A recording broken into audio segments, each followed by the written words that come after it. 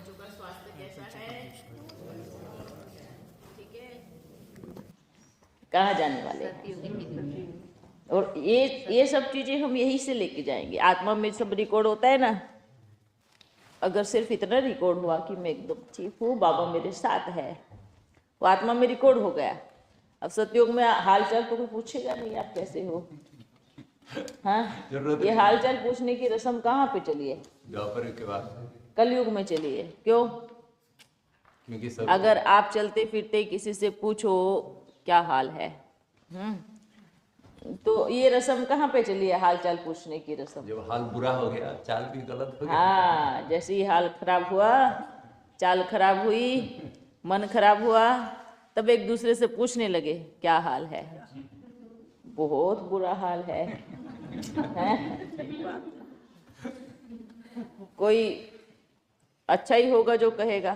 अच्छा, जिसको कहना होगा ठीक है, बस बाकी इतनी इतनी प्रॉब्लम है, यहाँ ये है, फलानी बीमारी है, ये भी कहेगा ठीक है। पर और सतयुग में क्या होगा?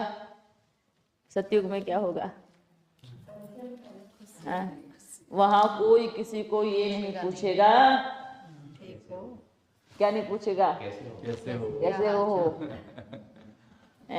आपका हाल क्या है? कोई नहीं पूछेगा। बाबा वहाँ सुप्रभात भी कोई नहीं बोलते होंगे ना? जरूरत ही नहीं है। सभी सुबह सुबह तो क्या है, क्योंकि वहाँ कुछ अशुभ है ही नहीं, तो शुभ प्रभात बोलने की जरूरत ही नहीं है। वहाँ बहुत सारी चीजें एकदम साइलेंट होंगी। साइलेंट, उठते ही शुभ प्रभात बोलना, उठते ही बाबा का नाम लेना, ये कहाँ जरूरत पड़ती है ये सब चीजों की? यहाँ इधर जरूरत पड़ती है। उठते ही बाबा को कहना, बाबा को याद करना, ये जरूरत कहाँ पड़ रही है? यहाँ पे। सतयुग में क्या जरूरत पड़ेगी? क्योंकि बाबा भी नहीं होंगे, बाबा को जानते भी नहीं होंगे, और शुभ प्रभात बोलने की जरूरत ही नहीं, क्योंकि कोई भी प्रभात अशुभ होती ही नहीं है। यही होता है जो उठते ही शुरू एक दूसरे को तीर मारने शुरू कर देते हैं, है ना। तो शुभ प्रभात कहो, हाल चाल कहो, ये सारी किसी की भी दरकार है। कोई ये भी नहीं पूछेगा आपने खाना खाया। क्यों? क्योंकि वहाँ के रूल नियम एकदम एक सेकंड का भी हेर फेर नहीं, अपने समय से सब खाना खाएंगे। सब अच्छे से। यहाँ तो कोई अब खाते हैं क्या खाना? मतलब क्या खाना? दाल चावल? दाल चावल की वहाँ जरूरत ही नहीं है। फली है सब प्रकृति। वहाँ ऐसा नहीं है कि भाई आप वहाँ पे आपको गैस भर के देंगे सिलेंडर में, और वहाँ पे आपको तरकारी बनानी है या मेहनत करनी है। मेहनत का कोई काम नहीं। देखो, प्रकृति तो वहाँ पर भी अच्छे से देगी, पर प्रकृति यहाँ पर भी तो दे रही है। दे रही है ना। उसको किस तरीके से बनाना वो आप सभी बच्चे करते हैं, लेकिन प्रकृति तो आपको यहाँ पर भी दे रही है, फल दे रही है, इस शरीर के हिसाब से जो भी आपको चाहिए वो सब कुछ दे रही है। दवाई दे रही है। आपको पता है ऐसे ऐसे पेड़ पौधे होते हैं जिनकी आपको नॉलेज भले नहीं है कि इससे क्या होगा। बुखार का कहो, कोई भी आज भी ये जो दवाई निकली है, गोली, ये कहाँ से निकली है बताओ? पेड़ पौधे से। पहले पेड़ पौधे कहाँ से निकली है ये? जब यहाँ पर थे ये सारी दवाई, यहाँ के जो वेद है उन्होंने सब पेड़ पौधों को सर्च किया कि भाई हाँ इससे क्या होगा। यहीं की सारा कच्चा अंग्रेज ले गए, वहाँ बड़ी बड़ी कंपनियां बना करके दवाई बनाने शुरू की। उसके बाद फिर यहीं का ही माल यहीं बेचते हैं। माल भी यहीं का ही होता है और बेचते भी यहीं पर है। तो ये ऐसी चीज़ें होती है, क्योंकि अपना अच्छा देखो, आज आप गाड़ी चलाते हो ना, किससे चलाते हो? पेट्रोल से चलाते हो ना। अब ये पेट्रोल कहाँ से बन रहा है बताओ? कहाँ से बन रहा है पेट्रोल गाड़ी चलाने का? जमीन के नीचे से। इधर से ही बन रहा है, जमीन के नीचे से ही बन रहा है। ये सोच के देखो, कहीं कहीं क्या क्या चीजें निकल आती है। तो ये कौन दे रहा है हमें? प्रकृति। कौन दे रहा है? प्रकृति दे रही है। तो इसलिए बोलते हैं कि अगर आप प्रकृति से डायरेक्ट लिया हुई चीज खाते हो तो आपका शरीर में कोई बीमारी नहीं रहती। पर उसी चीज को हम अब ये जो पैकेज बना बना करके मार्केटिंग में बेचते हैं, बिस्किट है या ब्रेड है या कुछ और चीज़ है, ये क्या एक दिन का सालों सालों का हो जाता है? ऐसा केमिकल उसमें डाल देते हैं, वैसे कैसे रहेगा? हाँ वैसे ही है, पर कितना पुराना होता है कौन जानता है, कब बना है कौन जानता है। डेट पे डेट बदलती रहती है, उसी पैकेट की डेट निकाली दूसरी डाल दी, चलता रहेगा काम। तो हाँ, कोई वेस्ट हो गया उसी को रिफाइन करके फिर नया बना देते हैं। तो आप अगर प्रकृति से ही खाओगे तो आपको बीमारी कभी नहीं आएगी। तो इसलिए कहते हैं कि कुछ भी चीज़ जरूरत से ज़्यादा नुकसानकारक है, हानिकारक है। आप खाना खाए जाओ खाए जाओ खाए जाओ, फिर देखो क्या होता है, कितना हानिकारक होता है। आप बिल्कुल नहीं खाओ तो भी हानिकारक होता है। तो रास्ता कौन सा है? बैलेंस। तो इसलिए बाबा ने भी क्या कहा, बच्चे आप बैठे रहो बैठे रहो बैठे रहो, उसमें भी हानिकारक, आपका शरीर खराब हो सकता है। आप अगर पूरा दिन रात बैठेंगे बाबा की याद में तो क्या होगा? क्या होगा? ये शरीर का भी, इसका भी क्या करना है? बैलेंस बनाना है। ठीक है ना? तो क्या करना है? हर चीज का बैलेंस होना चाहिए, अति नहीं, है ना? कुछ भी चीज की अति आपको, आप सोचो आप सिर्फ पानी पिए जाओ पिए जाओ पिए जाओ, वो भी क्या होगा एक दिन, वो भी जानलेवा है ना? कुछ भी चीज है।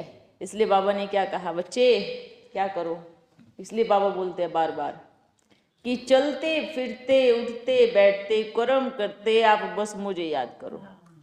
जैसे लौकिक दुनिया में अगर किसी से प्रेम होता है तो घड़ी घड़ी किसकी याद आती है?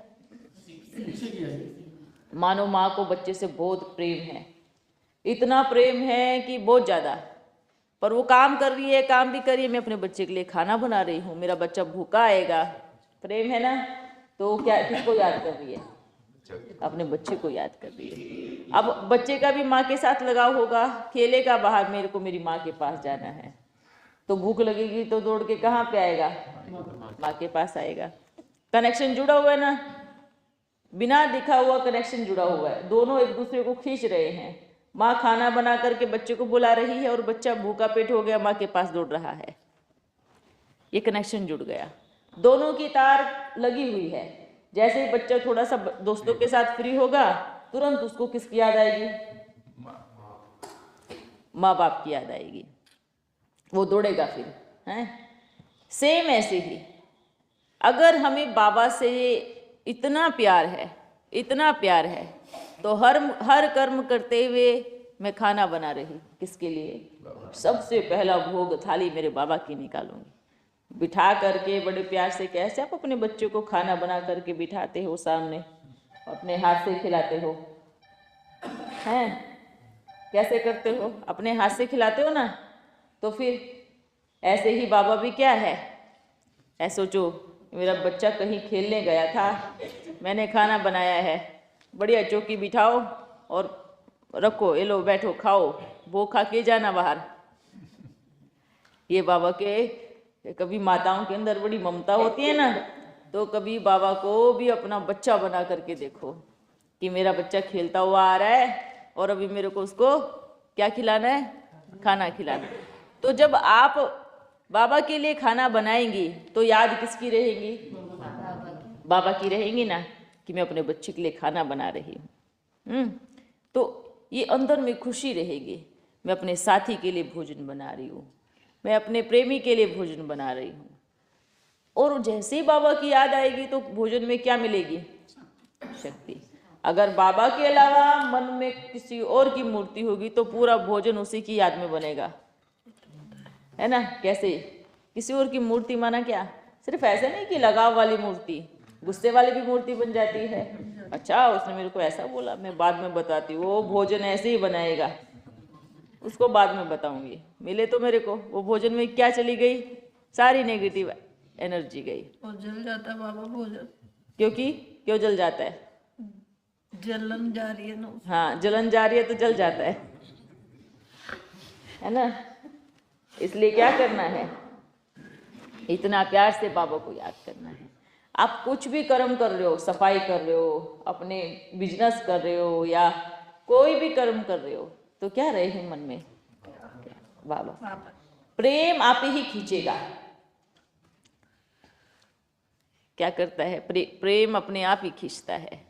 जैसे अभी आप सोचो, है ना, मेजॉरिटी बच्चे हैं, कोई तो बस एक लगन में मैं बाबा से मिलने जा रहा हूँ, चाहे कहीं भी जाना पड़े, 7 समुद्र पार जाना पड़े, मैं बाबा से मिलने जरूर जाऊंगा।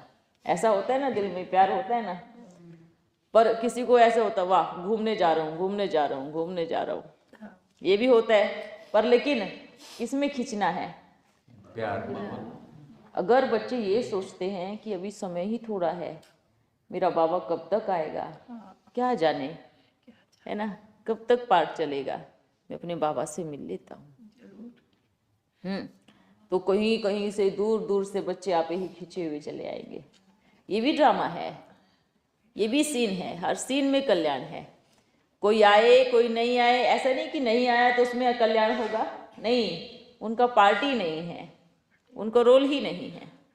अब रोल भी ऐसा नहीं है कि रोल है ही नहीं, वो रोल अपने आप को बना नहीं रहे हैं, बस ऐसे बैठे हैं, तमाशा देख रहे हैं, कब विनाश होगा, ये पार्ट कब तक चलेगा। कुर्सी पे चिपके हुए हैं, और चिपके हुए कभी उतर सकते हैं क्या?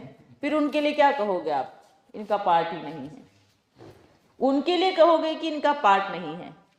जो अपनी कुर्सी को छोड़कर, सीट को छोड़ करके बाबा के प्रेम में दीवाना हो, नाचता फिरे, वही सच्चा गोप है और वही सच्ची गोपी है।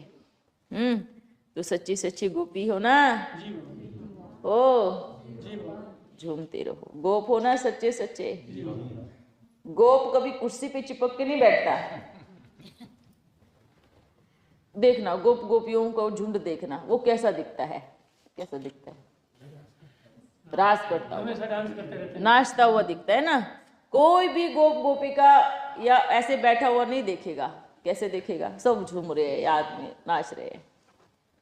और जो कुर्सी पे बैठ कर कैसे देखते हैं, हैं? वो कौन है? वो प्रेमी थोड़ी कहोगे उनको, है ना, वो तो देखने वाले हैं। बैठे रहो, आप देखते रहो। पर हीरो पाठधारी तो वो गोप गोपिकाएं हैं जो रास कर रहे हैं।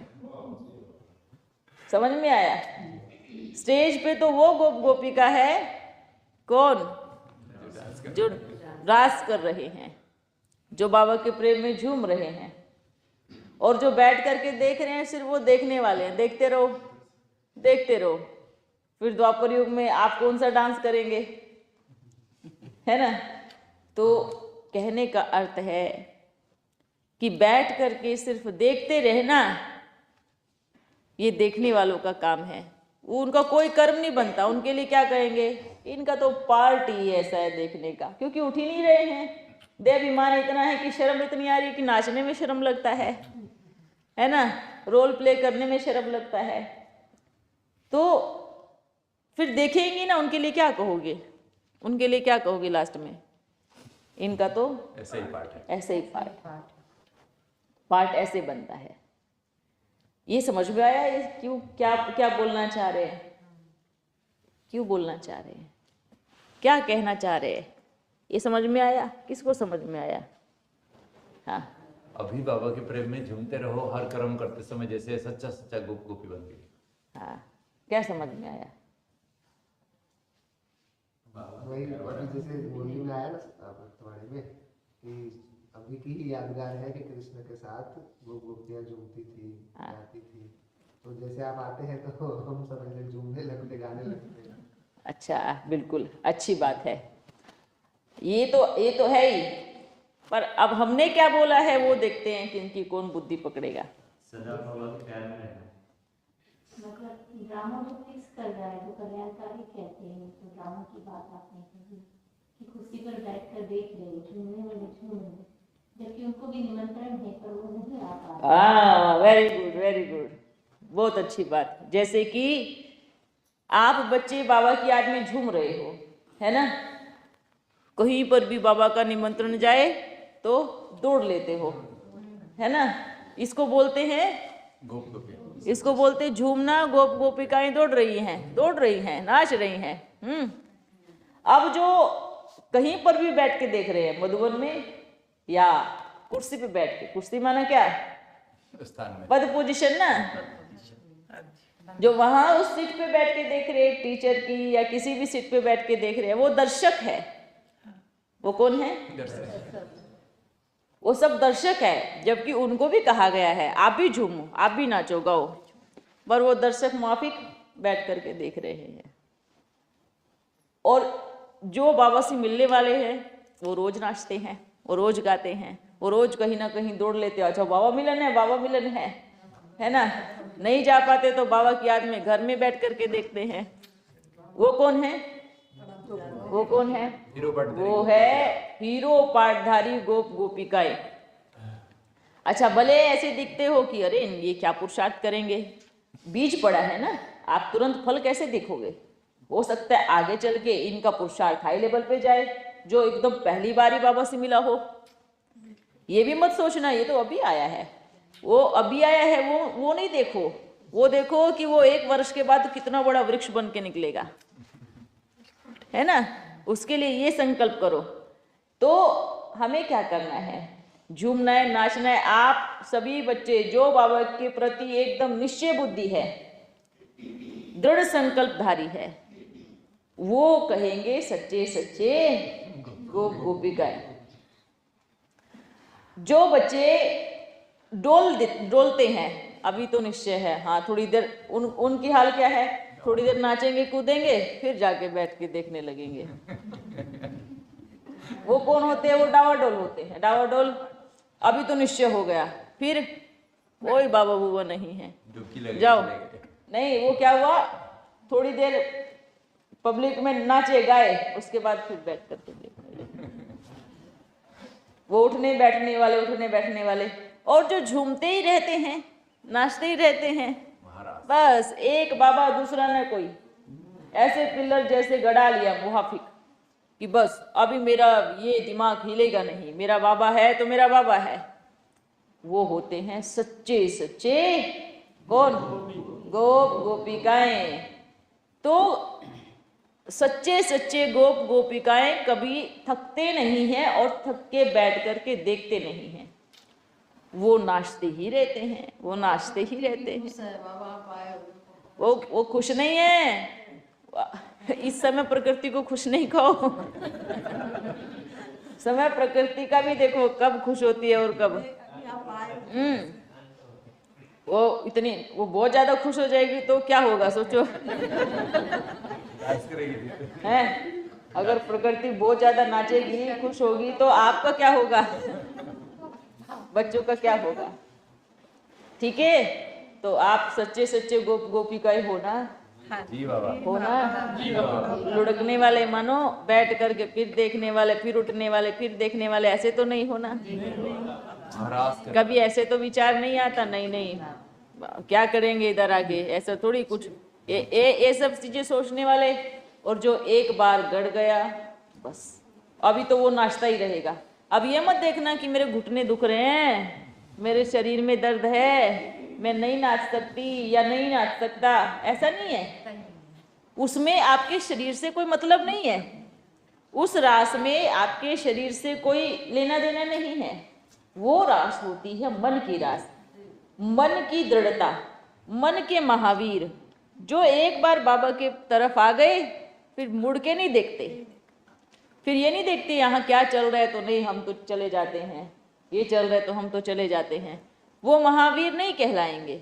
वो तो क्या कहेंगे, ना इधर नाच रहे हैं ना उधर बैठ रहे हैं, कम से कम बैठने वाले तो दर्शक तो देख रहे हैं, है ना। वो सीट भी जाएगी, वो भी जाए, हाँ उधर से भी जाएंगे ना इधर से भी जाएंगे, क्योंकि इधर बैठ के देखेंगे तो कोई और आके बैठ जाएगा, उधर नाचेंगे तो रोल पूरे हो जाएंगे, है ना। जैसे कि आप कोई ड्रामा करते हो, जब आपकी टीम बन जाती है तो ऐड करोगे कि किसी को नहीं कर सकते ना, नहीं हो सकता, ऐड नहीं हो सकता, क्योंकि आपकी टीम एकदम फिक्स हो चुकी है, रेडी हो चुकी है, परफॉर्मेंस करने के लिए स्टेज पे उतर चुकी है। तो आप कैसे किसी को ऐड करोगे, नहीं कर सकते ना। तो यही ड्रामा की सीन है, बस नाचते रहो, गाते रहो, झूमते रहो। बाबा पे पक्का निश्चय बैठ गया, वही सच्चा सच्चा गोप गोपिकाएं हैं। और गोप गोपिकाओं को हमेशा रास करते हुए दिखाया है, उनको बैठ करके देखते हुए नहीं दिखाया है। कहीं उधर जाके रास कर रहे हैं, कभी पेड़ के नीचे रास कर रहे हैं, कभी कभी, मतलब इसका कहने का अर्थ है कि, और फिर कहानी भी है कि जब भी मुरली चलती थी दौड़े दौड़े लोग लाज छोड़ के भाग गया। एक आंख में काजल लगाते थे। जब भी मुरली चलती थी तो सुध बुध खोए गोपी दौड़ी चली जाती थी। मतलब इसका मतलब क्या होता है हाँ भी बाबा का कि प्रोग्राम है। हाँ, वर्तमान समय जो बाबा की वाणी चल रही है या जो भी रोज मुरली चलती है, जिनको मुरली से इतना प्रेम है ना, वो झूमेगा, वो नाचेगा, वो गाएगा। अच्छा, आपको पता है जीवन में नाचना और रास, नाचना मतलब ऐसे धड़ाम धड़ाम नाचना नहीं होता है, बड़े प्रेम से झूमना होता है। वो जो नाचना होता है ना, वो जो झूमना होता है ना, वो जो रास करना होता है ना, वो आपको शरीर को थकाएगा नहीं। कभी कभी इतनी खुशी भी होती है कि हम बहुत ज़्यादा जोर से नाचते हैं, वो भी अच्छी बात है, वो कोई गलत बात नहीं है, पर अच्छे से रास करना मानो याद में झूमना, बड़े प्यार से और उसकी खुशी होती है। इसको देवी माँ, उसमें क्या होता है, जिनको खुशी होती है ना, वो ये नहीं देखेगा कि मेरे को नाचना नहीं आ रहा है, वो भले कूदने लगेगा, उसको इधर उधर कुछ नहीं करना आएगा, पर वो नाच रहा है, नाच रहा है, नाच रहा है, मतलब उसको देवीमान नहीं, उसको आता नहीं है, पर फिर भी झूम रहा है। उसको क्या कहोगे? वो कहेंगे सच्चे देही अभिमानी। उनको देह का भान नहीं है, उनको ये भान नहीं है कि लोग मेरे को देखेंगे तो क्या कहेंगे कि ये पागल जैसे कैसे कूद रहा है या कैसे नाच रहा है ना। उनको विचार नहीं है, वो प्रेम में है, वो बाबा के प्यार में है, बस नाचे जा रहा है। तो इसको बोलते हैं सच्चे सच्चे गोप गोपिका। गोप गोपिकाओं का मतलब ही होता है बस झूमते रहना, नाचते रहना। गोप गोपिकाओं का मतलब ही होता है एक बाबा दूसरा नहीं कोई। एक की तरफ कदम उठ गया तो भले सारी दुनिया कुछ भी कहे। जैसे गोप गोपिकाओं के घर वाले होते थे, क्या बोलते थे, अरे ये तो पागल हो गई है, इनका तो दिमाग खराब हो गया है ना, भागती रहती है। क्या वो सुनते थे क्या, ये मेरे को पागल क्यों बोल रहे हैं, ये सच में तो मैं पागल नहीं हो गई हूँ। ऐसे गोप गोपिकाएं सोचते थे क्या? नहीं सोचते थे ना। क्या करते थे? दौड़ते थे, चप्पल है या नहीं है, जूते है या नहीं है, सब दौड़ते थे। तो इसको बोलते हैं बाबा के प्रति प्रेम। तो सच्चा प्रेम किसको कहा जाता है? सच्चे प्रेम की निशानी होती है कि घर में आप कुछ भी करते रहो, लौकिक अलौकिक में कुछ भी करते रहो, कोई भी कर्म करते रहो, याद किसकी रहनी चाहिए? एक बाबा बस। अच्छा बच्चों, आप सदा खुश रहो, आपसे मिलने पहुंच गए। बोले लाइट चली जाए लेकिन आप नहीं जाओ। नहीं, लाइट से अपने को कोई कनेक्शन नहीं है, हमें लाइट से कोई लेना देना नहीं है। हाँ, तो देखो कितनी अच्छी बात, पूरा पावर हाउस साथ में लेके घूमते हैं। पर इस लाइट से कोई मतलब ही नहीं है, क्योंकि आपकी लाइट है। आपको शरीरों को देखना है ना, तो लाइट तो चाहिए। अब वहां पे क्या है? वहां पे ऐसा नहीं कि यहाँ बत्ती लगाएंगे या बटन दबाएंगे तो लाइट जलेगी। बड़ी मजे की दुनिया है, हम तो बड़े खुश हैं अपनी दुनिया में, पर आपकी दुनिया में भी आकर के बताते हैं और क्या सुकून मिलता है। शुरू में थोड़ा लगेगा, जो मरने से डरते हैं ना वो बुद्धू है, वो एकदम बुद्धू है। बुद्धू क्यों? क्योंकि उनको वहां का पता ही नहीं है। जिस दिन आप शरीर छोड़ोगे ना, आप कहोगे मैं कितना बुद्धू था, कहाँ बैठा था, रोज की टेंशन में, रोज क्या खाऊं और क्या बनाऊं, कितनी। और जैसे शरीर छूटा एकदम मुक्त।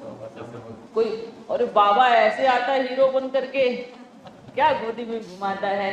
आप जहाँ घूमने के लिए जाओगे ना, आपको टिकट लगेगी, और हम तो फ्री में घूमते हैं।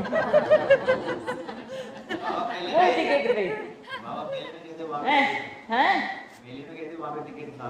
देखो, आप आए होंगे ना, तो हमारी थोड़ी टिकट लगी है। अरे प्रकृति कितनी खूबसूरत है, ये इस शरीर से कभी नहीं देख पाए। मतलब जो शरीर आप हमारे पास था या आप लोगों के पास है, आप भी नहीं देख पाओगे। वो तो बाबा घुमा रहे, दिखा रहे, थोड़ा बहुत देख लिया आपने, नहीं तो उसके लिए भी पछतावा होता कि भाई क्या देखा जिंदगी में आए थे। तो जब अब हम देख रहे हैं, इतनी खूबसूरत प्रकृति है, ऐसी ऐसी मूर्तियां बनी हैं, ऐसी ऐसी चीजें हैं, ऐसी ऐसी घाटियां हैं, इतनी सुंदर दुनिया है। सोचते थे ना कलयुग आ गया, घोर कलयुग आया, पर इतना जरूर जानते हैं कि प्रकृति अपने आप में कितनी अपने आप को सुरक्षित रखती है?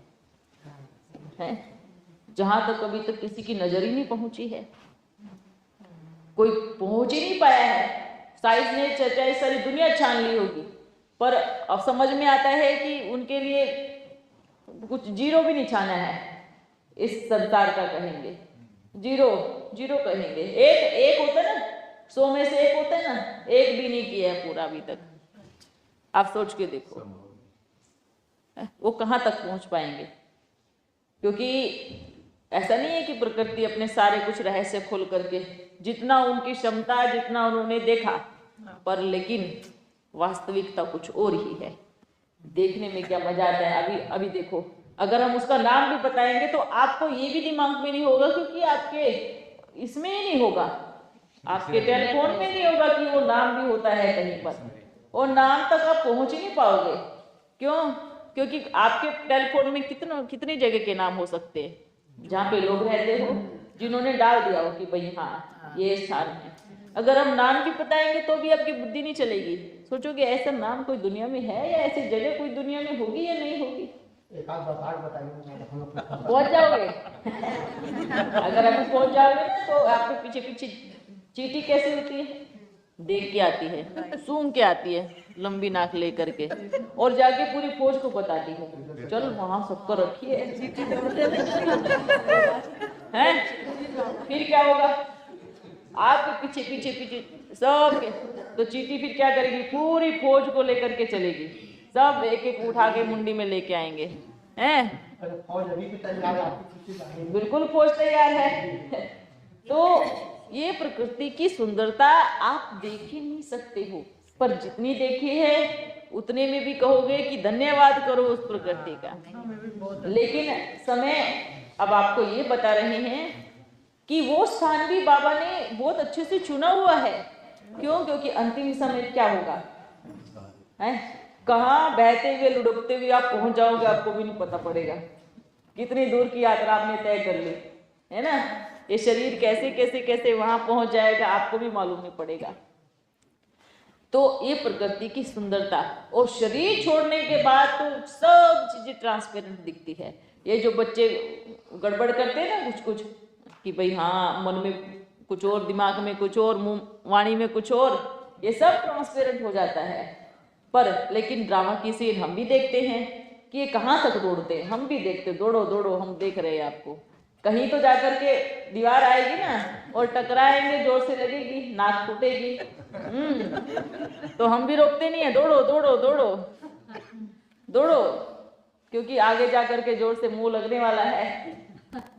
आप उनको कितना भी रोको, रुक जाओ, अभी मत करो, ये सब चीजें मत करो, अंदर से आवाज आती है, हम बैठ करके उनको कान में भूं भूं करते, ये मत करो मत करो मत करो, पर फिर भी करते जाएंगे। रुको, लग जाएगी। जैसे बच्चा, माँ बाप पीछे भागता, रुक जाओ, नहीं दौड़ो, और बच्चा अपनी धुन में होता है और जाके कहीं टकराता है और नाक फूट जाती है। फिर आता है, रोता है, फिर मम्मी के पास ही आएगा, हैं?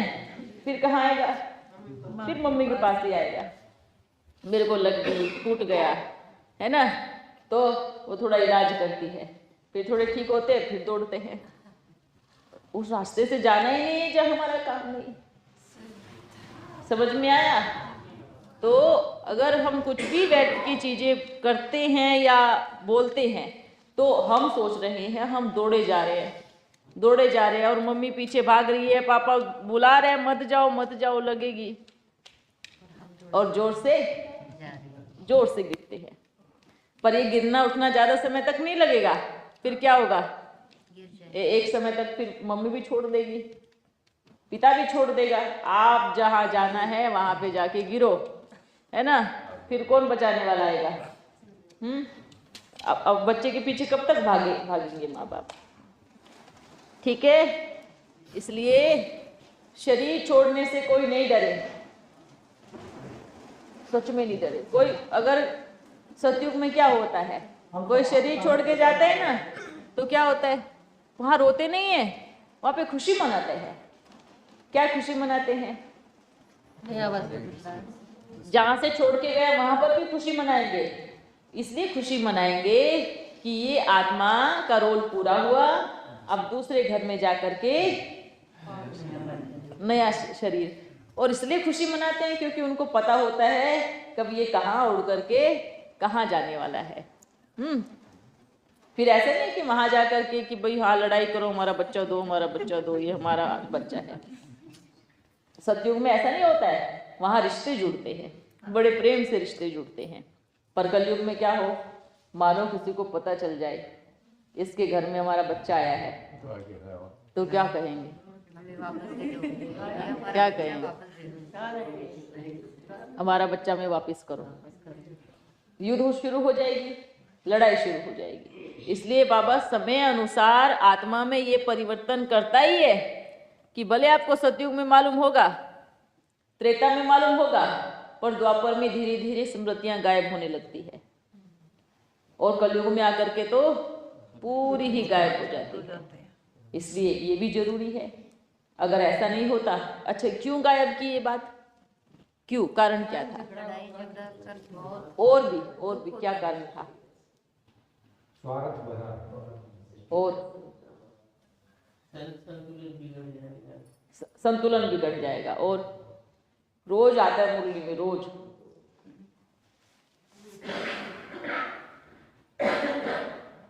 अगर पता चल जाए हमको कि कहाँ जन्म हुआ है, बाबा मृत्यु के बाद भूलना निश्चित है, ड्रामा में फिक्स है। अगर हमें पता अगर ये सब चीजें बाबा ने बंद क्यों की, क्यों?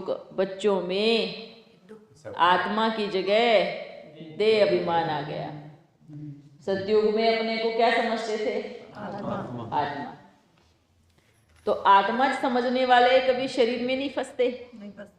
अब जब शरीर समझने लगे तब क्या हुआ? दुख हुआ, विकार आए, देवाभिमान में सारे विकार टूट के पड़े। अब अगर इस समय बता दिया जाए कि आपके घर का बच्चा वहां जन्म लिया है, या अमीर का बच्चा गरीब की झोपड़ी में जाके पल रहा है, तो क्या करोगे? लेने चले जाएंगे, दुखी हो जाएंगे, झगड़ा करेंगे। अब तो केस भी कर सकते हैं। अब केस वाले भी क्या करेंगे, भाई आत्मा का शरीर छूटा, दूसरी जगह चली गई, वो कैसे जीत सकते हैं? पूरा दुखों का पहाड़ तो अभी भी है। कैसे? कोई शरीर छोड़ा तो सालों साल रोते रहेंगे, चला गया। ये क्या है? ये क्या है? ये देह अभिमान है। ये भी देह अभिमान है। तो देह अभिमान को किनारे कर, इसलिए बाबा अभी सबको क्यों आत्मा कह रहे हैं? आत्मा समझो, क्यों? देह अभिमान छूटे, देह से निकल गए। क्यों कह रहे? क्योंकि सतयुग में जाना है ना, वहां पे कौन सा पाठ पक्का रहेगा? आत्मा का पाठ पक्का रहेगा। ठीक है, तो अपने को क्या समझना है? तो कहेंगे आत्मा दुख नहीं होता है, कोई शरीर छोड़ता है तो कहेंगे इनको तो बिल्कुल नहीं दुख लगता। तो अच्छी बात है ना, हमें दुख नहीं होता। हमें एक आत्मा शरीर छोड़ करके दूसरी जगह गई है तो उसमें दुख की क्या बात है? अब एक बात बताओ कि सब बच्चे रोल प्ले करते हैं ना, माँ का, टीचर का, बहन का, भाई का, पिता का, डॉक्टर का, सब रोल प्ले करते हो ना? है ये नहीं? सब रोल प्ले करते हो ना? बॉस का, सबका, नौकर का भी, सबका रोल प्ले करते हो। ये तो रोल प्ले है। आत्मा ने इस रोल को छोड़ा है, दूसरा जाकर के रोल बजाएगी। इसमें दुख होता है क्या? नहीं होता है। सांप एक स्किन छोड़ता है, एक चमड़ी छोड़ता है, वो धीरे धीरे उसकी दूसरी बन जाती है, तो वो रोता है क्या? या सांप को देखा मातम मनाते हुए, हाय चला गया। सोचो। इसलिए इंसान की जो तुलना है वो बंदर से की गई है, क्योंकि बंदर मातम बनाते हैं। कोई भी चला जाता है तो उसकी हड्डियां तक भी नहीं छोड़ते, चिपका के रखते हैं। ऐसे ही कौन है? मनुष्य है। ऐसे ही है ना? रोते रहेंगे, याद करते रहेंगे। अरे इतना याद और इतने आंसू भगवान की याद में बहाए होते तो क्या से क्या बना देता, बाबा कहाँ से कहाँ उठा देता। ठीक है बाबा, हाँ। ऐसा पुरुषार्थ क्या कराया जाए जो मन में व्यर्थ संकल्प ना आए? अच्छा बाबा की याद है। अच्छे संकल्प करो बस। देखो, तो बाबा ने बताया। व्यर्थ संकल्प ना आए, आपको क्या पता व्यर्थ संकल्प पहले से ही हैं, आएंगे कहाँ से? ये सोचो जब जब बाबा को याद करते हैं अगर व्यर्थ संकल्प आते हैं तो सारी गंदगी साफ हो रही है ना सब। अच्छा एक बात बताओ, ये घर आपको साफ दिख रहे हैं ना? दिख रहे हैं ना? बाबा की याद में सब कुछ। पर एक बार और सब सफाई करो, सब कोने कोने को साफ करो, तो आपके इतना गंदगी आई कहाँ से, इतना कचरा आया कहाँ से? अरे घर के कोनों में पहले ही फंसा था, वो तो साफ हो रहा है, बाहर से दिख रहा है ना साफ है, पर वापिस सफाई करो। देखो एक एक कोने को सफाई करो अच्छे से, है ना? लग जाओ साफ करने के लिए, आपको क्या दिखाई देगा? कचरा दिखाई देगा ना। आप कहोगे इतना कचरा आया कहाँ से है? मतलब कोने में था इसलिए आया है। आप कहोगे इतने व्यर्थ संकल्प आए कहाँ से, ये क्यों आते, आ क्यों रहे हैं, इनको रोकना है। मतलब फिर रोक रहे हो तो आप उसको कोने में घुसा रहे हो, जैसे कि कचरे को साफ किया फिर कोने में डाल दिया। वो आना वो कहीं और नहीं थे, ये जो बुद्धि है, ये खोपड़ी है, ये आत्मा, ये आप ही की है, ये कहीं, ये तो कब से भरा हुआ है, क्या पता कितने वर्षों का जमा है, कितने वर्षों का जमा है आत्मा में। यही तो समय निकलने का। अभी भी रोकोगे तो क्या होगा, सोच लो। बस बैठना है, बैठ करके एकांत में बाबा को याद करना है, और आने दो जो भी संकल्प आ रहे हैं, आने दो। आ करके वो साफ हो रहे हैं। आप सोचो आप अपने मन की कुटिया को कोने कोने को साफ कर रहे हो, एकदम सफाई हो रही है, सफाई हो। इसका मतलब ये नहीं कि संकल्प आ रहे तो फिर वो कर्म करो। कर्म किया है तो अपने गंदगी उठा करके फिर से वापस घर में रख ली। आपको विचार आया कि मैं ये गलत कराम, ये फिर आपने कर्म में आया तो फिर गलत हो गया। मन में आ रहे, संकल्प आ रहे हैं तो मतलब आप निकाल रहे हो, साफ कर रहे हो, पर कर्म में नहीं आना चाहिए। कर्म में आना उल्टी झाड़ू लगाना होता है, मन में आना है तो मन से बाहर निकलना होता है। तो इस चीज का थोड़ा सा ध्यान रखना, ठीक है? हाँ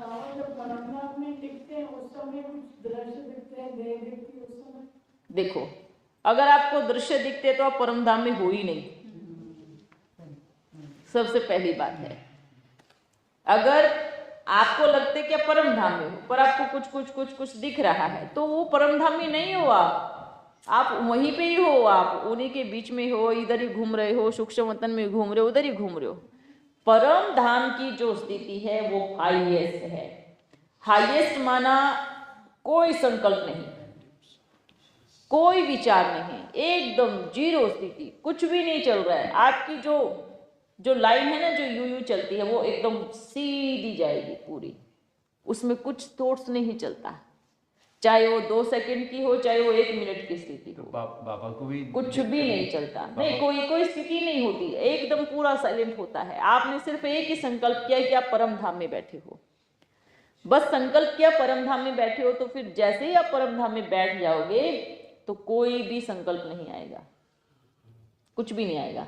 ये भी नहीं आएगा मैं आत्मा हूं, ये भी नहीं आएगा, ये भी नहीं आएगा कि परमात्मा है, ये भी नहीं, कोई संकल्प नहीं आता है।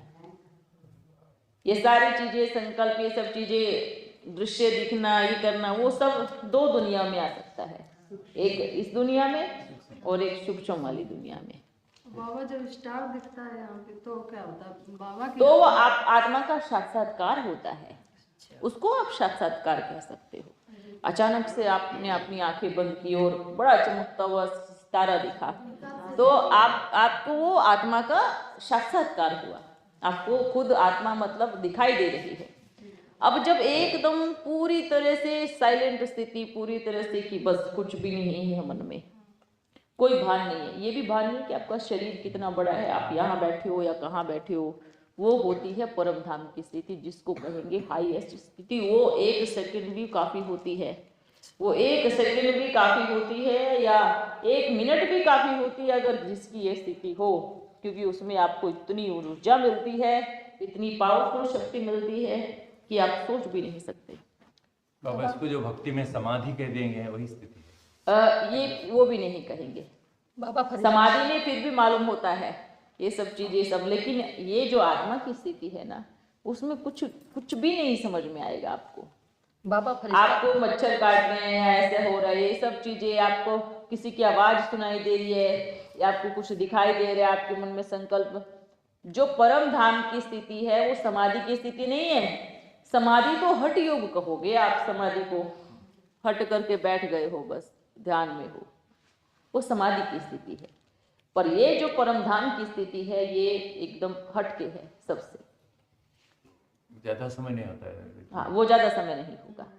अभी ज्यादा समय इसलिए नहीं होता क्योंकि सभी देह अभिमान में है, क्योंकि शरीर में कुछ ना कुछ करता ही रहता है वो चीज। हाँ, अगर वो चीज किसी की अच्छी हो रही है तो मानो आप अच्छे तरीके से जा रहे हो। ट्रैफिक कंट्रोल होता है 3 मिनट का। हाँ, ऊपर जाते हैं पर युद्ध करती 3 मिनट में भी, नीचे आए चले जाते हैं, युद्ध करती मेरे लिए। हाँ, वो सबके लिए चलती है बच्चे। बाबा फरिश्ते बन के बाबा को निहारना प्रेम से। हाँ बिल्कुल, फरिश्ता बन करके बैठे हैं कि सोचो बाबा हैं परम धाम में, जैसे हैं पहुंच गए फरिश्ता बन के। देखो फरिश्ता परम धाम पहुंच ही नहीं पाएगा।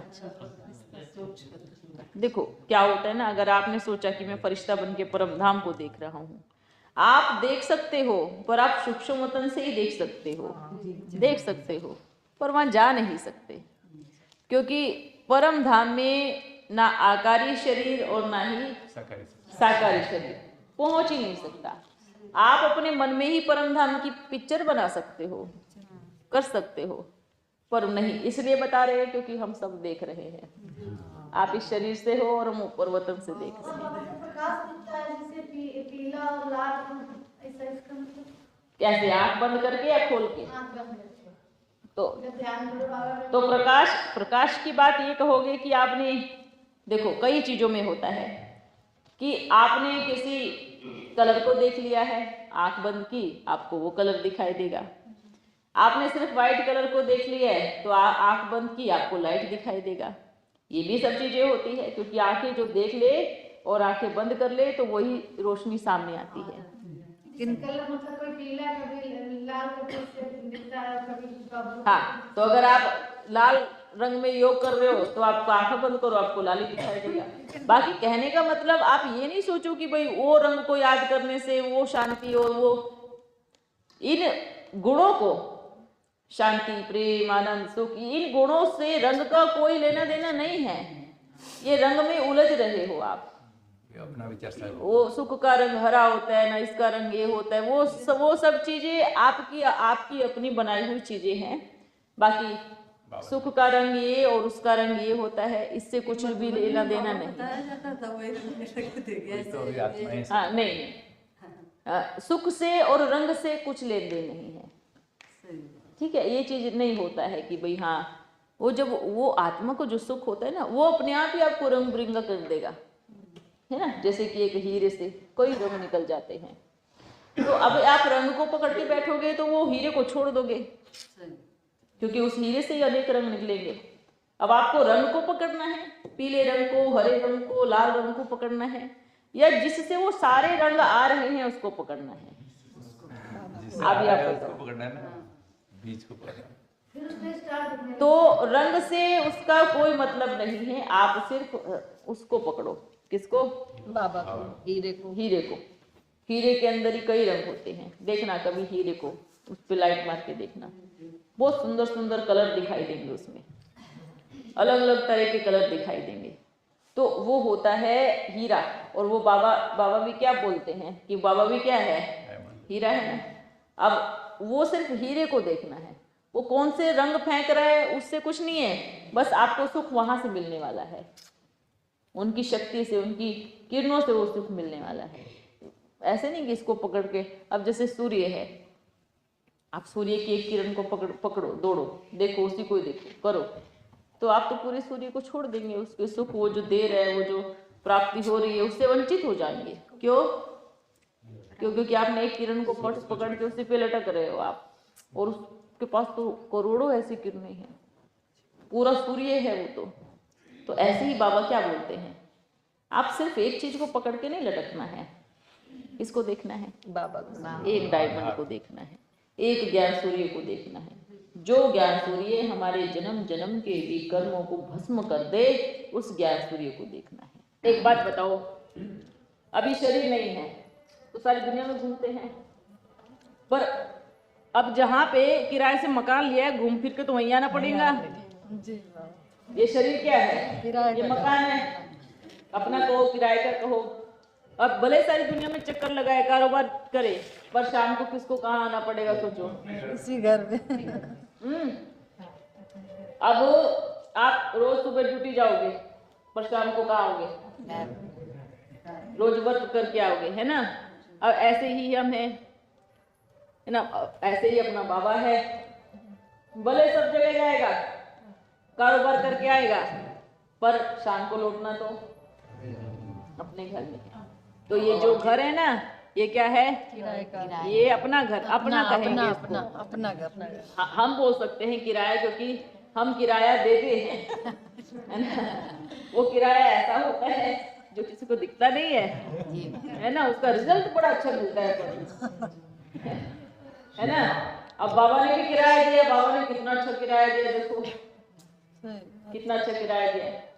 अब भाई आप कहोगे किराए का, हाँ हमारा किराया नहीं, क्योंकि हमारा अपना घर है, क्योंकि हमारी माँ का घर है, वो हम आना ही इससे है। तो किसका घर हुआ? माँ का घर, किसका घर हुआ? अपना घर हुआ। तो हम कैसे किराया देंगे? और हमारी हिम्मत इतनी है कि माँ को किराया दे सके, क्योंकि मालिक खुद है, चाबी खुद लेके बैठी है, वो किराया हम दे। हमारे पास तो कुछ नहीं है, कंगाल है, कुछ नहीं है, खाली एकदम। अब माँ बाप जाने कि उनके पास कितना खजाना है तो सब कुछ बाबा, है ना। नहीं, हमारे पास कुछ नहीं है, घूमने के अलावा इधर उधर। किराया तो ये किराया देंगे कहाँ से, सोचो, मतलब माँ से किराया दे और माँ कोई वापस दे, नहीं। हाँ, बाबा दे सकता है क्योंकि वो मालिक है ना। पर अगर हम तो ये कहेंगे कि तो यही है, सही बात, चाबी फिर भी यही है ना। पर लेकिन कमाल की बात यह है कि आपके सामने देखो, आप किसके साथ में हो। दूसरी बात यह है कि जो सपना हमने कभी सोचा था साकार में, आदि सुंद कैसे होगा, कभी समझ में ही नहीं आया, कभी विचार ही नहीं चला कि ये बाबा बोलते तो हैं, पर होगा क्या। विचार था, कहीं पॉइंट में मन में ये था, पर निश्चय ये था कि ऐसा कुछ तो है, क्योंकि इस शरीर में जब तक है तब तक आप भविष्य का पूरा नहीं छान सकते हैं। तो फिर जैसे शरीर छूटा, पूरा ही समझ में आया, अब इंतजार ही ना हुए, 40 वर्ष कैसे इंतजार करें, हैं? कैसे इंतजार करें, कैसे बताएं बच्चों को बाबा। अब बच्चों को भी कैसे बताएं कि क्या होने वाला क्या है उनमें। तो इंतजार, बड़ा इंतजार है ना। अब इंतजार भी नहीं कहीं कर रहे हैं, इतनी सी होती है, फिर इतनी, फिर अभी हम तो उतने के उतने हैं ना जैसे शरीर छोड़े थे, है ना। पर हमने तो देखा है अपनी माँ को पैदा होते, बड़े होते और बड़े होते, है ना, और परीक्षा देते हुए अच्छे जम के। क्या बाबा, अभी कभी हमें भी लगता था क्या कर रहे हो बाबा, हैं, इतना कौन किसको ठोकता है, इतना ज्यादा कौन किसको ठोकता है, इतनी परीक्षा क्यों लेते हो किसी की। तो फिर समझ में आया, फिर दिखता भी था कभी, अरे अच्छा ऐसा होने वाला है, फिर सोचते थे ऐसा होने वाला है तो ये भी जरूरी है। तो शरीर छोड़ने के बाद पूरी हिस्ट्री ज्योग्राफी समझ में आ जाती है, क्या है, क्या होने वाला है, क्या आने वाला है। सब बोलते थे इतने वर्षों से, सब बच्चे अभी आज भी सब ढिंढोरा पीटते हैं, श्री कृष्ण आ रहे हैं, अब आ कैसे रहे हैं, विचार करो, पूरे ब्राह्मण परिवार में बड़ा बड़ा म्यूजियम बना देते हैं, म्यूजियम में बड़े बड़े चित्र लगा देते हैं, श्री कृष्ण आ रहे हैं, श्री कृष्ण आ रहे हैं। अब आ किसे रहे हैं? आज तक ये समझ में नहीं आया किसी को। फिर वो बोलते हैं अरे कोई दिव्य आत्मा जन्म देगी, कोई महान आत्मा जन्म देगी, कोई ऐसी आत्मा जन्म देगी, पर उसको एक्सेप्ट ही नहीं कर रहे हो। जन्म देने वाले को ही एक्सेप्ट नहीं कर रहे। अगर किसी के घर में बच्चा आने वाला है या कुछ होने वाला है, उस चीज को एक्सेप्ट नहीं करोगे तो नहीं। बच्चा पैदा होना, पेट में बच्चा माना, वो अपवित्र कैसे हो गया? अगर आप बच्चे पैदा हुए तो कैसे हो गए? साकार में कई बच्ची ऐसी थी जिन बच्चों का जन्म आकर के ही यज्ञ में हुआ है। क्या उनसे घृणा करते? क्या उनसे नफरत करते? नहीं, अपवित्र है, उनको नहीं लेके आएंगे। यज्ञ में आकर के हैं, तब जन्म हुआ है। बताओ अब क्या करोगे आप इसको? उसको क्या कहोगे? यज्ञ में पालना हुई बाबा, यज्ञ में पालना हुई, पैदा भी वो उधर ही। वही ऐसे गंदा करते हुए घूमते थे। इतने नन्हे नन्हे बच्चे, कोई गोदी में आ रहा है, कोई पेट में आ रहा है, आए ना सभी। तो उनका क्या करोगे आप? उनको क्या कहेंगे? अपवित्र कहेंगे। तो ये फिर बीच में ये सब चीजें चला, तो इसको क्या कहेंगे? अब ये चीज अंत में चलने वाली है। अब एक बात बताओ, सोचने की बात है, देवता पैदा किससे होंगे? योग बल से तो होंगे, पर पैदा कैसे होंगे? माँ की कहाँ मुंह से पैदा होंगे या पेट से पैदा होंगे? माँ के अब पेट से पैदा होंगे तो उनको पैदा करेगा कौन? अब सारी बच्चियां तो नहीं। अरे किसी के घर में बच्चा है, उसके घर में तक नहीं जाती है, तो बच्चा पैदा करने की दूर की बात है, तो कौन पैदा करेंगे? ये जो आदि में यज्ञ की स्थापना करने वाली बच्चियां अंत में जाकर के, और ऐसा भी नहीं सोचना है कि भाई बाबा ये क्या हो रहा है, ये सब चीजें, इस चीज को जो एक्सेप्ट करेगा वही कहलाएगा 108 की माला का मणका, और वही आत्माएं जन्म देगी आगे की रचना को। अगर हम सोचेंगे नहीं ये तो ऐसे, वो तो ऐसे, इतने सारे संकल्प, इतनी सारी व्यस्तता चलेगी ना, तो सृष्टि का कार्य कैसे चलेगा? और बाबा ने क्या कहा? अब आप चलाओ या नहीं चलाओ, संख्या तो बढ़ती, पैदा तो होंगे। अब योग बल क्या है?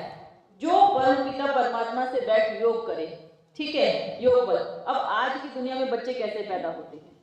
गृहस्थी में बच्चे कैसे पैदा होते हैं? भोग बल से। भोग बल से भी कैसे?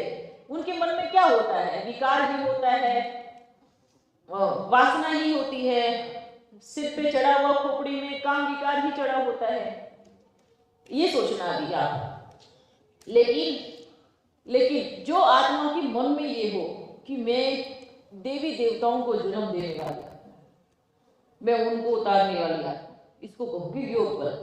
क्योंकि आपकी बुद्धि में जो चलेगा, बाप की याद चलेगी, तो ऑटोमेटिकली वो जो आत्मा है अपने आप ही सुनती रहेगी और अपने आप ही वो योग बल की संतान कहलाएगी। अच्छा, मन में सब कुछ मन से तो होता है। आज कोई गर्भवती महिला कहो, वो एकदम रोज लड़ाई करता, मारामारी, रोज गाली, रोज टेंशन में, तो बच्चा कैसे पैदा होगा? बताओ। संस्कार बढ़ जाएंगे। कैसा पैदा होगा? वैसा ही पैदा होगा। जैसे कोई भी राजा हो, कैसा भी हो, रानी मान लीजिए वो राजा का बच्चा है, तो वो खून तो वही रहेगा ना। तो अगर वो इतना बुद्धिमान है, कुछ भी है, उसके क्या गुण नहीं जाएंगे? उसके अंदर जाएंगे ना। तो क्या बच्चा पैदा कैसे होगा? जैसे माँ संकल्प, पिता संकल्प करते हैं, जैसे पिता और माता के संस्कार जब होते हैं, वो बच्चा दोनों की चीजों को हप कर जाता है ना। वो जो एक बीज निकलता है ना दो आत्माओं से, वो दोनों माँ बाप की चीजों को वो हक कर लेता है, और उसी संस्कारों के साथ, उसी फीचर्स के साथ, माँ बाप की मिलावट के साथ वो बच्चा जन्म लेता है। अब वो माँ बाप कैसी वृत्ति वाले होंगे? पिता पीने वाला होगा, माँ लड़ने वाली होगी या कुछ करने वाली होगी, तो बच्चा भी ऐसा ही पैदा होगा। अब माता पिता दोनों ही शिव की याद में हैं, दोनों ही एकदम पावरफुल शक्तिशाली याद में हैं, दोनों ही शांत है, दोनों ही पावरफुल आत्माएं हैं, तो बच्चा पैदा कैसे होगा? आप बताओ। वैसे ही बहुत ही कैसा पैदा होगा? पावरफुल, वही पावरफुल श्रेष्ठ और संकल्प वही कहोगे देवी देवताओं की आत्माएं। और जैसे मानो शरीर, जैसे ही शरीर होता है आत्मा भी कैसे प्रवेश करती है, जैसा शरीर होगा फिर आत्मा भी, क्योंकि सतयुग से जैसे शुरू होता है तो आत्मा भी वैसे पैदा होगी, वैसे ही प्योर। ऐसे ही प्योर होगी। तो वर्तमान समय जो चल रहा है, ये जो जन्म देने का पाठ, माता पिता का पाठ जो भी चल रहा है, इसमें अगर ज्यादा किसी का मनन चिंतन चला तो बाबा क्या कहेंगे, फिर फेल होने की कैटेगरी में आएंगे, है ना। क्योंकि बाप के यज्ञ में सहयोगी बनना यही तो सबसे बड़ी महानता है। कोई बोलते नहीं हम बहुत पवित्र हैं, पर मनसा मनसा मनसा कैसी है, हम धारणा युक्त है, पर मनसा रोज हम सोचते हैं कि कब कहाँ किससे क्या मिले, हम सबके सामने फिर ऐसे करेंगे। तो मनसा पे मेन ध्यान देना है कि हमारी मनसा क्या है। बाबा आपके शरीर को नहीं देख रहे हैं वर्तमान समय, किसको देख रहे हैं? मन को, आपकी मनसा को देख रहे हैं, आपकी मन की पवित्रता को देख रहा है, आपकी मन की धारणा को देख रहा है।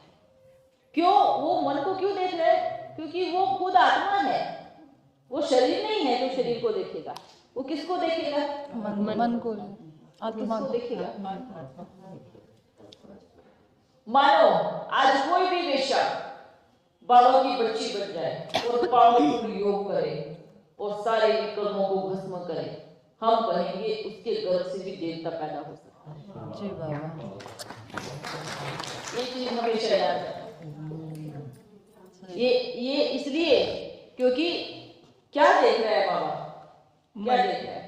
ये देख रहा है, ये मन देख रहा है। इस पति पुराने शरीर से भी देवताओं की उत्पत्ति कर सकता है। तो आप बाबा की कलाकारी को समझो।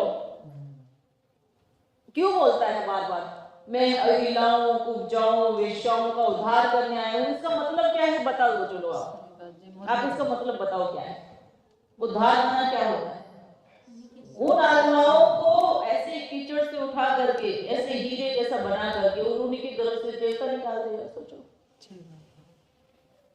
ये बाबा की कमाल है। कोई उसकी बात को अगर कोई बोलते हैं ना, हाँ भाई जो एकदम पवित्र है, अभी सोचना एकदम जो शरीर से एकदम पवित्र है उन्हीं के गर्भ से बच्चे पैदा होंगे, उन्हीं के गर्भ से देवता पैदा होंगे, इस पे हम ऐसे क्रॉस निशान लगाते हैं। क्यों? अगर शरीर कितना भी पवित्र क्यों ना हो, अगर मन मैला है वो कभी देवताओं को जन्म दे ही नहीं सकती, चाहे वो माता हो चाहे पिता हो, चाहे कितना भी पवित्र शरीर हो, पर मन एकदम खराब है, मन मैला है, मन में धारणा अच्छी नहीं, तो उसकी शरीर की पवित्रता का कोई महत्व नहीं है, कोई मतलब नहीं है। आप फिर नियमधारी हो, आप फिर ब्रह्मचारी को हो या ऐसे हो सकते हो, पर मन ही अच्छा नहीं है, मन में इतनी मैल जमी हुई है, तो कैसे देवता को जन्म दे सकते हो? कैसे देवात्माओं को उतार सकते हो? मेन बात है आत्मा की। अब इसलिए बोलते हैं क्योंकि वो खुद एक आत्मा ही है, वो जो परम आत्मा है वो एक आत्मा ही है। वो आत्मा को छूता है और पारस बना देता है। अब आत्मा को छूने से पारस बन गया तो शरीर ऑटोमेटिकली ही पारस बन जाएगा, और उसी पारस में, मतलब उसी शरीर में फिर पारस मणि ठहरती है, मानो एक छोटा सा बीज फूट करके शरीर लेकर के बाहर आता है। ये चीज को थोड़ा गहराई से समझना है, क्योंकि बाबा को क्या चाहिए? आपकी मन की पवित्रता चाहिए, आपके मन में एक बाबा बसा हो। क्यों कहते हैं कि मैं माताओं से रिबन कटवाता हूं? माता स्वर्ग का गेट खोलती है, मतलब क्या है इसका? देवताओं को जन्म देती है। माता कहाँ है? माता कहाँ है? सोचो, मतलब अगर कन्या भी होगी तो वो देवताओं को जन्म देकर के क्या बनेगी? माता बन जाएगी। क्या बनेगी? माता बनेगी ना, आज भले कन्या है जी बाबा, पर पर किसी देवात्मा का जन्म हुआ तो माता बन गई। तो गेट किसके द्वारा खुला? माताओं के द्वारा, माता के द्वारा। एक ज्ञान है ना, जिनकी बुद्धि में बाप की याद है वही समझ पाएगा, नहीं तो ऐसे करके चला जाएगा।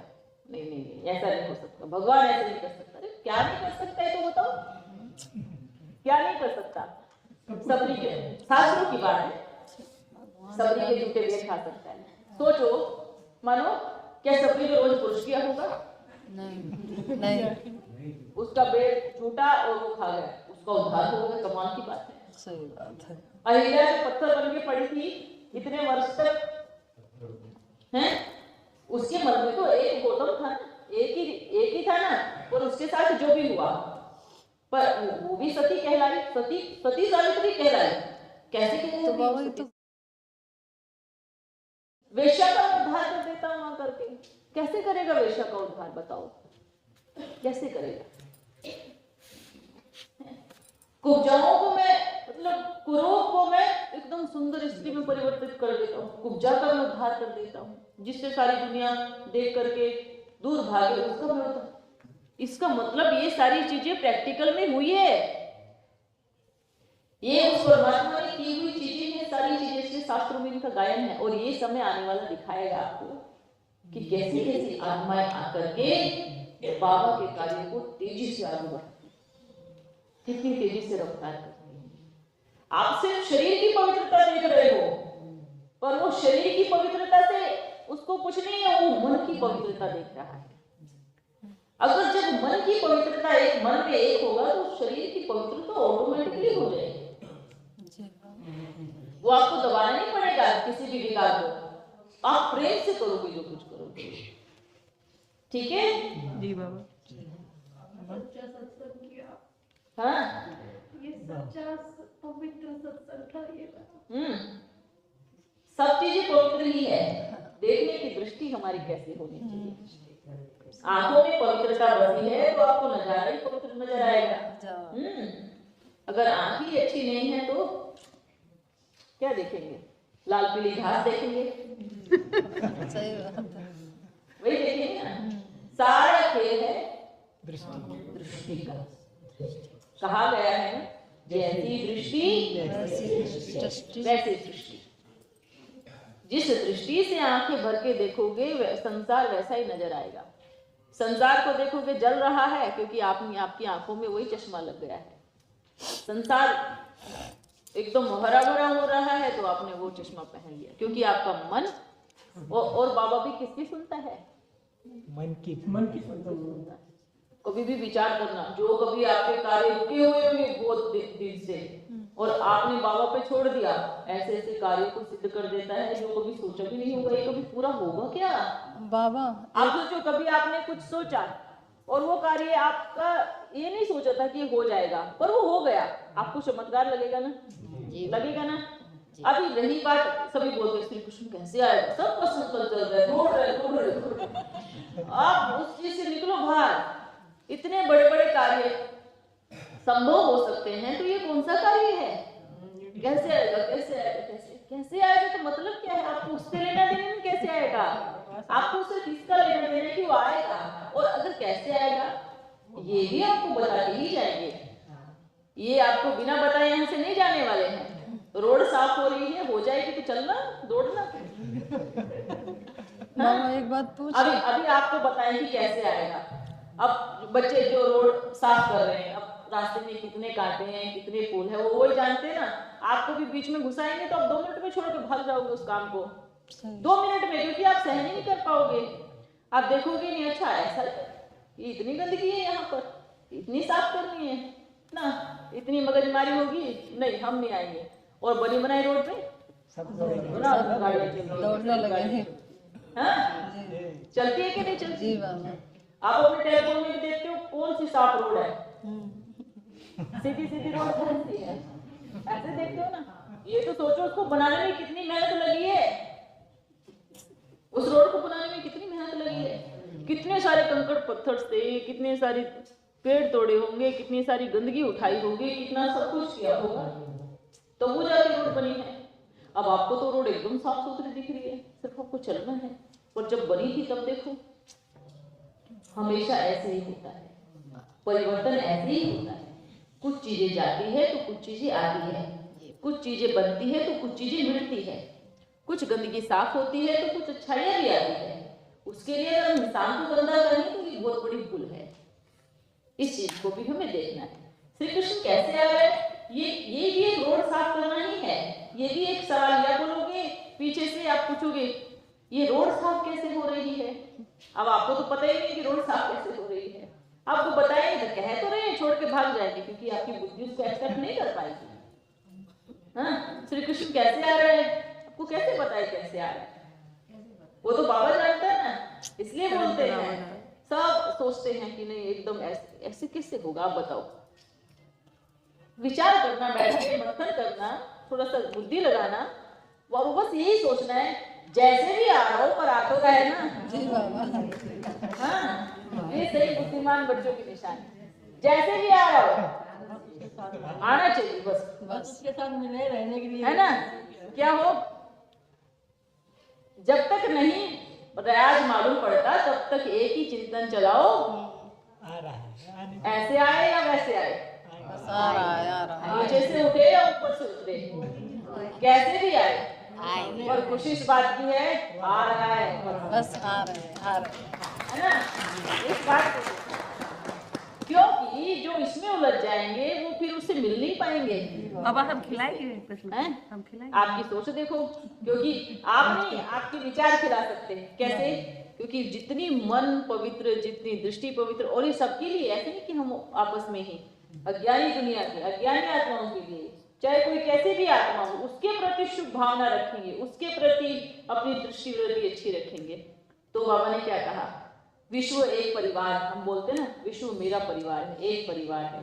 तो बस वो चीज, वो पॉइंट देखिए, सबके प्रति एकदम प्रेम की दृष्टि होनी चाहिए, प्यार की दृष्टि।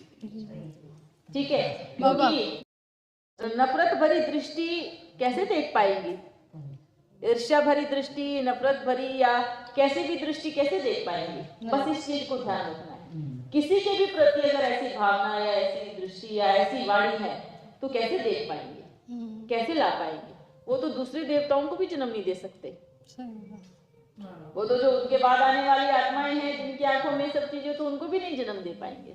इसलिए मन को पूरी तरह से क्या करना है, साफ करना है। इसको सब देख रहे हैं जी बाबा, ये क्या है, त्रिशूल है ना जी बाबा। अभी ध्यान से सुनना, बहुत सारे रहस्य हम बता देंगे। ब्रह्मा, शंकर, विष्णु, समझ में आया जी? ब्रह्मा, विष्णु, विष्णु। अब कैसे चुभता है वो, ब्रह्मा के द्वारा स्थापना, नहीं चुभेगा। ठीक है, स्थापना हो गई।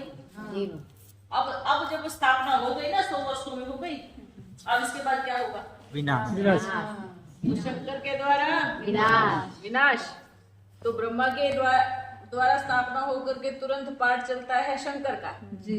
तो शंकर के द्वारा क्या हो गई, विनाश। अब विष्णु के द्वारा पालना। अब पुरानी कलयुग की दुनिया का विनाश हो गया, तो बचे मुट्ठी भर बच्चे, देवी देवताओं की दुनिया। सतयुग शुरू हो गया। फिर इन्होंने दोनों ने अपना काम किया, तो तीसरे ने अपना काम किया। अब आ गई पालना, किसके द्वारा, विष्णु के द्वारा। ये ब्रह्मा है, ये विष्णु, ये ब्रह्मा, यहाँ जाकर के बन जाता है विष्णु। यहाँ ब्रह्मा था, अपना पाठ पूरा किया, जुड़े हुए ना दोनों, देखो ये अपना पाठ पूरा करके जाके विष्णु बन गया। ठीक है, अब कोई ब्रह्मा का विनाश से कोई लेना देना नहीं है, ये इससे इसका लेना देना है। ये तो जन्म, यहाँ तो पालना करके यहाँ जाके जन्म ले लिया, ये दोनों ये अलग है, इस रोल से अलग है। ठीक है, अब जब विनाश होता है, मानो किसी के पेट में त्रिशूल डालना हो, पहले चुभेगा वो ना, तो धार देखो कहाँ क्या जाएगा, क्या जाने वाला है, बीच वाला जाएगा, साइड वाला जाएगा सीधा, साइड वाला नहीं जाएगा। तो धार ही नहीं है, ये तो शांत है, मुड़े हुए हैं। क्या घुसेगा पेट में, शंकर। क्या घुसेगा, ये जिसकी धारो धार तेज धार है, और घुसेगा तो शांत हो जाएगा। पहले बाबा ऐसे सोचते थे, ये ब्रह्मा है, विष्णु है, शंकर, क्योंकि ये खड़ा है, ये दोनों बैठे हैं, दोनों तपस्या कर रहे हैं। तो ऐसे ही बताते थे कि ब्रह्मा जब संपूर्ण तपस्या मूर्त हो जाते हैं तो शंकर हो जाते हैं, और ये विष्णु सोचते हैं खड़ा है। विष्णु में कोई धार नहीं है, धारो धार तो शंकर है जो विनाशकारी है। सही चार्ट ये है, चित्र भी सही। हमने तो सबको साकार में भी बोला था कि पहले ब्रह्मा, फिर शंकर, फिर विष्णु। मुरली के अनुसार फिर सबने चेंज कर दिया, क्योंकि ब्रह्मा शंकर विष्णु बोलना बड़ा मुश्किल लगता है। ब्रह्मा विष्णु शंकर बोलना बड़ा आसान लगता है। अब ब्रह्मा विष्णु शंकर बोल दिया, ये भी सही है। कैसे? ब्रह्मा सो विष्णु और शंकर अलग है, उसका पार्ट दूसरा है। ब्रह्मा सो विष्णु, फिर शंकर अलग हो जाता है। पर वास्तव में अगर रोल के हिसाब से देखा जाए, ब्रह्मा शंकर विष्णु होता है, क्योंकि ब्रह्मा स्थापना करता है, शंकर फिर विनाश करता है, और फिर विष्णु पालना करता है। वास्तविक सच्चाई पाठ के हिसाब से देखा जाए तो सच्चाई ये है। अगर बोलने मौखिक देखा जाए, ब्रह्मा सो विष्णु फिर शंकर, ऐसे बोल सकते हैं। ये एक्यूरेट कैसे है? बोलने के हिसाब से ब्रह्मा सो विष्णु और शंकर। समझ में आया? ब्रह्मा से विष्णु बन गया और फिर शंकर अलग है, तो इन दोनों से अलग है। अब जुड़े हुए तीनों ही हैं, क्योंकि सृष्टि तीनों के अंडर से चलती है। क्योंकि ये इससे अलग हो जाएगा तो कुछ थोड़ी, ये भाला ही बचेगा सिर्फ। ये दोनों, ये सृष्टि के तीनों ही निर्माता है। कुछ भी करो, तोड़ने वाला है, बनाने वाला है, रहने वाला है, एक बनाने वाला है। कौन? ब्रह्मा। फिर एक पुराने घर को तोड़ने वाला भी है, ठीक है, फिर उसमें रहने वाला भी है, विष्णु है। तो अब ये बताओ, जो बनाएगा रहेगा तो वही ना? जी, हाँ, बिल्कुल। आप बताओगे, आपने घर बनाया तो पड़ोसी को थोड़ी रखोगे, किसको रखोगे? अपने परिवार को रखोगे, आप खुद रहोगे। आजकल किराया जो सृष्टि बना रहा है, जो इतनी सुंदर खूबसूरत बनाएगा, स्थापना करेगा, तो रहेगा भी तो वही ना? बस नए साफ सुथरे कपड़े पहन के नए घर में जाएगा। आत्मा तो वही है। जो बनाता है वो रहता है, पर जो ना बनाता है ना रहता है, वो एकदम कुछ और ही करता है, तोड़ के जाता है। वो क्या करता है? तोड़ता है। बुलडोजर आते हैं, पूरे बुलडोजर लेके आता है, सब साफ करके जाता है। जैसे कि पुरानी सड़ी हुई बिल्डिंग हो गई पूरी, अब उसको बनाने वाला बुलाया है कि भाई मेरे को बड़ी सुंदर घर चाहिए यहाँ पे, हैं? तो बुलडोजर ने क्या किया? पहले साफ किया, तोड़ दिया, तोड़ दिया ना, फिर वहां बनाया, फिर रहे। मतलब क्या हुआ? अभी स्थापना हो गई, सब चीजें हो गई, मतलब सब तैयारी है। अब तैयारी कैसे कि वहां उस घर में रहने के लायक हम बने। क्या हुआ? उस घर में रहने के लायक बने। अब जैसे बुलडोजर चलाएंगे तो फिर वहां बहुत सुंदर द्वारिका खड़ी हो जाएगी, है ना? क्या हो जाएगी? अच्छा, आज के लिए इतना ही, फिर हम चलते। बहुत सुंदर वो ना, कई पार्टी वाले ऐसे समझते कि जैसे तीन दिखाया है तो तीन आत्माएं दिखाता, पर बाबा ने दिल्ली में बोला था मेरे दो बच्चे, हाँ। एक ब्रह्मा विष्णु एक हो गया, एक शंकर। हाँ, तो ये तो कहा है ना, ये देखो कई बार कंफ्यूज होते, तीनों समझते हैं कि तीसरा ये इसको देखो आप, इसको देखो, ये मोल्ड सेम शक्ल के हैं, सेम शक्ल, ठीक है। अब सेम शक्ल के कौन हो सकते हैं? ये यहाँ से अपना कार्य पूरा किया और यहाँ जाकर के ऐसा बना, ठीक है। ये सीधी सी बात, सिंपल सी बात है। जो बनाएगा वो रहेगा, जो मेहनत करेगा वो फल खाएगा। माना मेहनत करे ब्रह्मा और फल खाए विष्णु, ऐसा कैसे हो सकता है? कैसे हो सकता है? ऐसा संभव है क्या? आत्मा वही नाम हमने तो आज क्या सुना है, अगर आपने सारा दिन मजदूरी की है तो आपको 100 रुपए मिलेंगे, हैं? तो आपने तो मजदूरी की और पैसे कोई और ले गया, ये बहुत सा संभव चीज होती है। हैं? स्थापना तो करे ब्रह्मा फल खा जाए विष्णु, ये कैसा नियम है? कोई नियम है भला है? जैसे बाबा शिक्षा पे 3 डिग्रियां हैं, फर्स्ट सेकंड थर्ड। हाँ। तो फर्स्ट मतलब सेकंड थर्ड पे जाएगा तो फर्स्ट सेकंड पास करके जाएगा। पास करके जाएगा ना। तो ये चीज समझो, 3 आत्माएं नहीं है, 2 ही है। और आत्मा भी कहो कि ऊपर वाली तो आत्मा ही नहीं है, ऊपर तो छोड़ ही दो। तो एक सिंपल सा सिद्धांत है, अगर आप सारा दिन बैठे हो, आपके पास पेशेंट आएंगे, इलाज करोगे, ठीक करोगे, शाम को आपको जो भी कुछ है वो देके जाएंगे, तो आपने इलाज किया ना, तो वो किसको बोलेंगे भाई वो फलाना व्यक्ति इलाज करता है, ऐसे ही ना। अब इलाज तो आपसे लेके गए और नाम किसी और का ले दिया है। बस सिंपल सी बात है, जो करेगा सो पाएगा, जो अच्छा करेगा अच्छा पाएगा, जो बुरा करेगा बुरा पाएगा, जो स्थापना करेगा वो पालना भी करेगा, है ना। पर वो जो स्थापना करेगा वो विनाश नहीं करेगा। माँ बाप बच्चे पैदा करते पालना। हाँ, जैसे माँ बाप बच्चे क्या करेंगे, पहले माँ बाप बच्चे को पैदा करेंगे और फिर क्या करेंगे, पालेंगे, लेकिन उसका विनाश तो नहीं करते। नहीं। आप सोचो, एक माँ बाप के घर में बच्चा पैदा हुआ, उसको पाला पोसा बड़ा किया, सब कुछ किया, और उसको मारेगा तो नहीं, चाहे बच्चा कैसा है, मारेगा माँ बाप अपने बच्चे को? वो ऑटोमेटिकली सिस्टम बना हुआ है, ठीक है। वो काम मारने का माँ बाप का नहीं होता है, वो ले जाने का कार्य कोई दूसरी बुलडोजर आके लेकर के जाती है, ठीक है। ओके, ओ